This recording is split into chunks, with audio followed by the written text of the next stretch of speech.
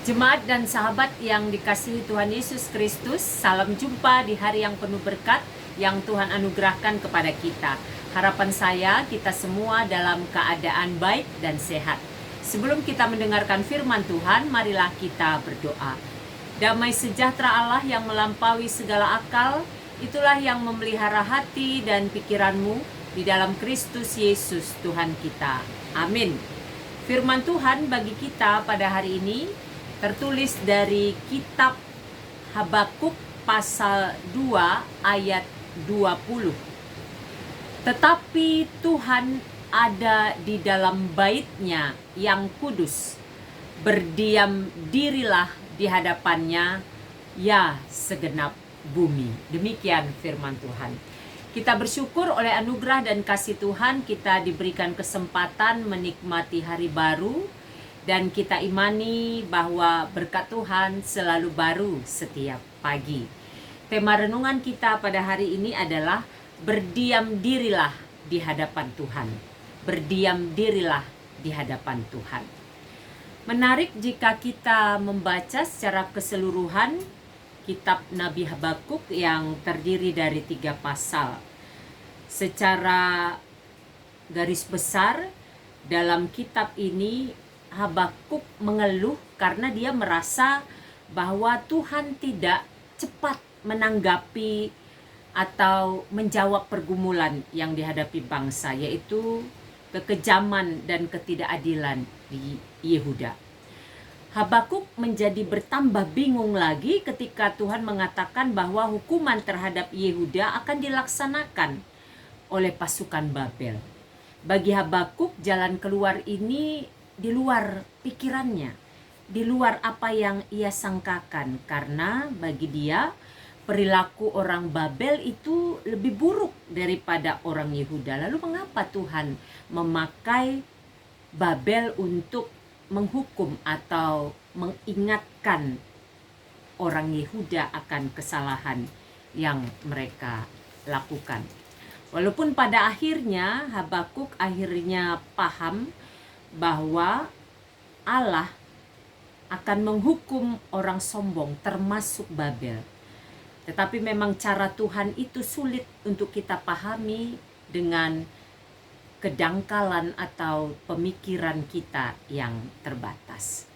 Dan yang kita baca pada hari ini, pagi ini, adalah bagian dari perikop yang berjudul penghukuman atas para penindas, yaitu Habakuk 2 ayat 6 sampai dengan 20. Dan ayat 20 menjadi renungan kita hari ini. Apa yang mau kita pelajari dan renungkan dari ayat ini? Yang pertama, setialah menyembah Tuhan di dalam bait-Nya. Setialah menyembah Tuhan di dalam bait-Nya. Apapun pergumulan yang sedang dihadapi, termasuk ketika itu menghadapi atau melihat tingkah kejahatan Yehuda, dalam konteks kita sekarang, apapun pergumulan yang kita hadapi saat ini, jangan berhenti setia untuk menyembah Tuhan di dalam bait-Nya. Persoalan, penderitaan, tekanan kehidupan, masalah yang kita hadapi, jangan menghentikan kesetiaan kita menyembah Tuhan di dalam bait-Nya. Datang beribadah kepadanya. Kalau konteks ini tentu beribadah di bait Allah di Yerusalem. Bagi kita sekarang di gereja, kalau mungkin belum semua berkesempatan untuk saat ini, karena masih proses, masih menghadapi pandemi saat ini, maka tetaplah menyembah Tuhan ketika ada ibadah. Menyembah Tuhan ketika kita berkumpul di rumah. Jangan pernah berhenti menyembah Tuhan di dalam bait-Nya. Di setiap persekutuan orang percaya, jangan pernah berhenti, sekalipun kita menghadapi beragam pergumulan. Karena ketika kita berhenti setia menyembah Tuhan di dalam bait-Nya, sebenarnya yang rugi itu adalah kita sendiri.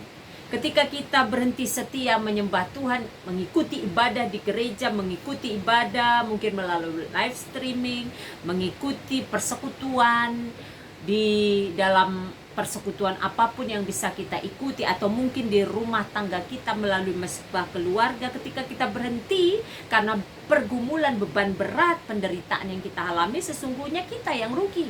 Karena apa? Karena kita akan menjadi semakin lemah dalam menghadapi pergumulan tersebut. Tetapi ketika kita tetap setia menyembah Tuhan di dalam bait-Nya, maka ada kekuatan baru, ada semangat untuk menghadapi persoalan kehidupan kita. Ada hal yang tetap akan memberikan kita pengharapan, memberikan kita keyakinan bahwa kita disertai Tuhan di dalam menghadapi beragam pergumulan kehidupan kita. Yang kedua, orang benar akan hidup oleh percayanya. Orang benar akan hidup oleh percayanya. Kesetiaan kita menyembah Tuhan di dalam bait-Nya akan memberikan kehidupan kepada kita. Orang benar artinya orang yang menyadari bahwa apapun yang terjadi di dalam kehidupannya itu adalah kesempatan baginya untuk dibentuk oleh Tuhan. Lalu dia datang kepada Tuhan, setia menyembah Tuhan di dalam bait-Nya, maka orang yang seperti itu akan hidup oleh percayanya. Apa maksudnya akan hidup oleh percayanya? Iman percayanya menghadapi pergumulan itu akan berdampak baik baginya. Semakin mendewasakan imannya, semakin mematangkan kehidupan rohaninya, semakin memampukan dia melihat hal-hal yang tidak akan dilihat oleh orang yang tidak setia menyembah Tuhan dalam bait-Nya, dan tidak akan dilihat oleh orang yang tetap berharap dan percaya kepada pertolongan Tuhan. Tetapi orang benar akan hidup oleh percayanya karena dia yakin bahwa di dalam menghadapi beragam pergumulan itu Tuhan bersama-sama dengan dia. Sehingga melalui persoalan itu ia belajar banyak hal, semakin menguatkan iman percayanya, semakin mendewasakan dia, semakin membuat dia menjadi pribadi yang tangguh di dalam menjalani hari-hari kehidupannya. Orang benar akan hidup oleh percayanya. Tidak hanya hidup jasmani yang dipikirkan, tetapi yang terlebih-lebih hidup rohani. Bukankah kehidupan rohani itu yang justru lebih besar mempengaruhi kehidupan jasmani kita? Ketika hati kita bersuka cita, ketika hati kita bersyukur, ketika kita berbahagia karena kita mengimani Tuhan menyertai kita dalam segala masa kehidupan kita, maka dampaknya dalam kehidupan jasmani kita, kita punya semangat kerja, kita punya semangat untuk berusaha belajar, untuk kemudian berkomunikasi, bersosialisasi, lalu kemudian melakukan banyak hal. Kita punya semangat karena apa? Karena kepercayaan iman kita itu memberikan kehidupan di dalam diri kita. Kiranya 2 poin ini menjadi penyemangat bagi kita untuk menjalani beragam aktivitas kita hari ini. Ketika kita diam di hadapan Tuhan di bait-Nya dan terus percaya, terus mengimani bahwa Tuhan menyertai kita, maka kehidupan kita akan menjadi kehidupan yang berkenan bagi Tuhan, diberkati Tuhan, dan menjadi berkat bagi sesama. Saya akan mempersembahkan sebuah lagu. Kiranya lagu ini mengingatkan kita di dalam doa-doa kita, di dalam harapan kita, di dalam rencana kita. Apapun yang Tuhan beri, yakinlah itu yang terbaik, karena bukan kehendak kita, tetapi kehendak Tuhanlah yang terjadi dalam hidup kita.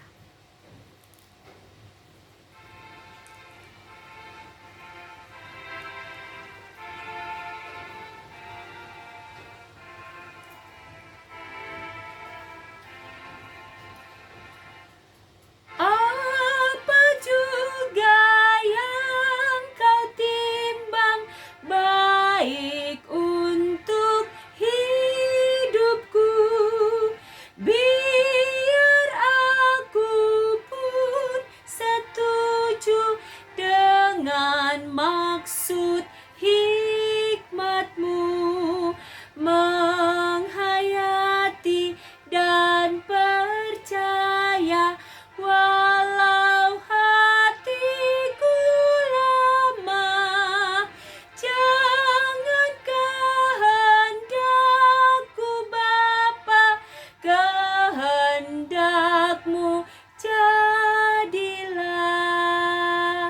Marilah kita berdoa. Bapa di sorga, kami bersyukur untuk anugerah dan kasih Tuhan yang memberikan kami kesempatan menikmati kehidupan baru dan menikmati firman-Mu yang telah kami dengarkan. Bersama kami mengimani bahwa ketika kami berdiam diri di hadapan Tuhan, maka ada sukacita dalam hidup kami. Ketika kami terus menyembah Tuhan, ketika kami tidak pernah bosan untuk bersekutu dengan Engkau, dan ketika kami tetap setia, maka kehidupan akan Engkau berikan bagi kami. Tidak hanya kehidupan jasmani, tapi juga kehidupan rohani. Kehidupan kami akan menjadi kehidupan yang diberkati, kehidupan yang berkenan bagi Tuhan, dan menjadi berkat bagi sesama. Berkati kami agar menjadi pelaku-pelaku kebenaran firman-Mu. Berkati seluruh kegiatan kami sepanjang hari ini. Berkati seluruh jemaat Tuhan, berkati seluruh hamba Tuhan, berkati seluruh keluarga kami, bangsa dan negara kami, pemerintah kami. Untuk setiap sesama kami yang sedang bergumul saat ini, Tuhan menolong, menopang mereka, memberikan hikmat dan memberikan jalan keluar yang terbaik.